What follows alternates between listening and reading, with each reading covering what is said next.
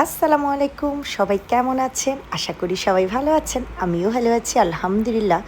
আজ বুধবার, আমার এখানে এখন বাজে সকাল 8:15। সে রেগুলার প্রতিদিন একই ভিডিও দিতে হয়। সকালে আমাদের রুটিন কি? সকালে ওঠো, বাচ্চাদের টিফিন ঠিক করো, ওদের স্কুলে নিয়ে যাও, রান্নাবান্না করো, সে একই ভিডিও আপনাদের সাথে শেয়ার করি। তো এই তো সকালে ছেলেকে নিয়ে চলে আসছি। এই যে সামনে যে বারটা, এখান থেকে আজকে আমার ছেলে ক্রেমা বিরস খাবে। আজকে টিফিনে বলতেছে যে আজকে কোনো কিছু দিও না, আজকে ক্রেমা বিরস দাও। আর সে নিজে নিজেই কিনতে যাবে, কিন্তু আমাকে নিবে না অথবা আমাকে যেতে দিবে না। তো এখানে আমার ছেলে ক্রেমা বিরস নিয়ে আসছে। তো অনেক দিন পরে আরেকটা ভিডিও আপনাদের সাথে শেয়ার করতেছি, আশা করি আমার পুরো ভিডিওটা দেখবেন। যাও যাও, চলে যাইতেছে। উনি স্কুল খুলে ফেলবে আর আমার এসে দূরে দাঁড়া করায় রাখছে যে তুমি এখানে দাঁড়ায় থাকো, আমি চলে যাব। চলে গেল। আমি একটু সামনে যাই, সামনে গিয়ে দেখি। ও যখন একেবারে স্কুলের ভিতরে যায় তখন আমি চলে যাই, মেন গেটটা যখন খুলে দেয়।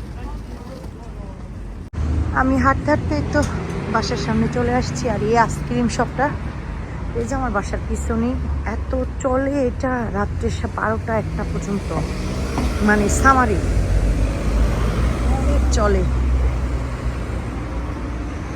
আমি একটু কোপে গিয়ে একটা কফি খেয়ে তারপর বাসায় চলে যাব।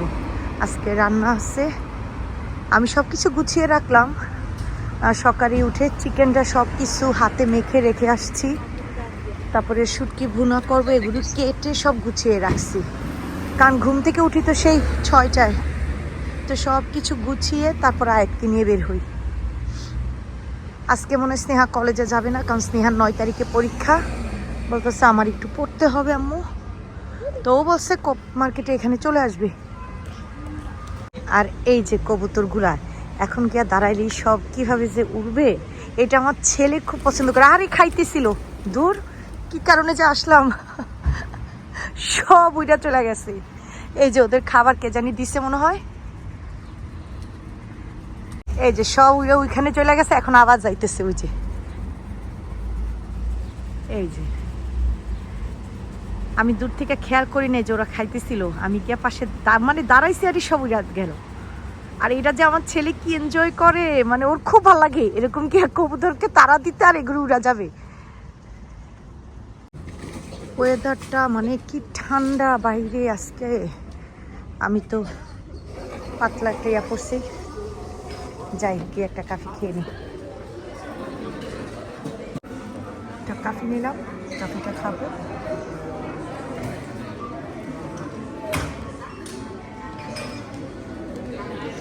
স্নেহা আসতেছে, এখন আজকে আবার স্টুডেন্ট বেশি। ওই যে আমার মেয়ে আসছে, উনি খাতার কলম নাই, দৌড়ে এসে বলতেছে মা কার্ড দাও, আমি কিনে নিয়ে আসি। এই যে আর ওর জন্য এই যে নাস্তা রেডি করে রাখছি, ক্যাপুচিনো আর ক্রেমা খাবে। 9 তারিখে পরীক্ষা আমার মেয়ে। কালকেও রাত্রে দেখছি অনেক রাত পর্যন্ত পড়ছে, পরে ওর বাবা বলে যে এবার ঘুমায়া যা। আমার মেয়ে একটু এই সাইডে চলে আসছে, বরাম বলে যে আম্মু আমার একটু কোনাতে দিয়ে যাও, ওখানে বসে আমি খাবো আর এই যে পড়বো।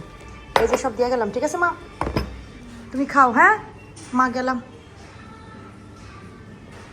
কারণ আমার রান্না বান্না আছে। আমার যে হার্ড চিকেন রান্না করব, তো এটা না অনেক দেরি হয় রান্না করতে। এই যে আমার মেয়ে বসে খাইতেছে, খাক। এদিক দা না, এদিক দা যাই বাসায়, তাহলে একটু তাড়াতাড়ি হবে। আমি চলে আসছি। এই যে এখন আস্তে আস্তে উঠতে হবে 5 তলা। আমাদের এই বাড়িটার ভিতরে লিফটের মানে কোনো সিস্টেমই নাই, জায়গাই নাই যে লিফট করবে, এটার কোনো অপশন নাই। আমি তো উপরে উঠে জানালাগুলো আগে খুলে দিলাম, বাইরে কিন্তু ঠান্ডা বাতাস হইতেছে। এই মাত্র আমার হাজব্যান্ড বের হয়েছে। আমাদের আবার একটু পানির সমস্যা ছিল, নিচে মনে কোনো জায়গায় পানি কাজ করছে, মানে 5-10 মিনিটের জন্য পানি ছিল না। তো ওরও বের হইতে একটু দেরি হয়ে গেছে, তো এই মাত্র বের হলো। আমি এসে যে জানালাগুলো খুলে দিলাম, সব কিছু গুছিয়ে একেবারে রান্নাও বসায় দিছি। আমি তো বললাম না সকালেই সব গুছিয়ে রাখলাম। এখন আমি এই যে এদিকে হাট চিকেন, আর এখানে ভাতও হয়ে গেছে, আর রান্না করব শুটকি। পেঁয়াজ আর রসুন দিয়ে সব কিছু কেটে ধুয়ে একেবারে রেডি করে রাখছি। কি সুন্দর ওয়েদার হয়ে গেছে, একেবারে রোদ্র উঠে গেছে। কিছু কাপড় চোপড় একটু মানে আদোয়া ছিল, ধুয়ে দিয়ে দিলাম ওয়েদারটা মানে রৌদ্র দেখে। আর এদিকে তো আলহামদুলিল্লাহ রান্নাবান্না একেবারে কমপ্লিট। চিকেন দিয়ে আলু ঝোল এটা হয়ে গেছে, একটু খেস্টা একটু হালকা।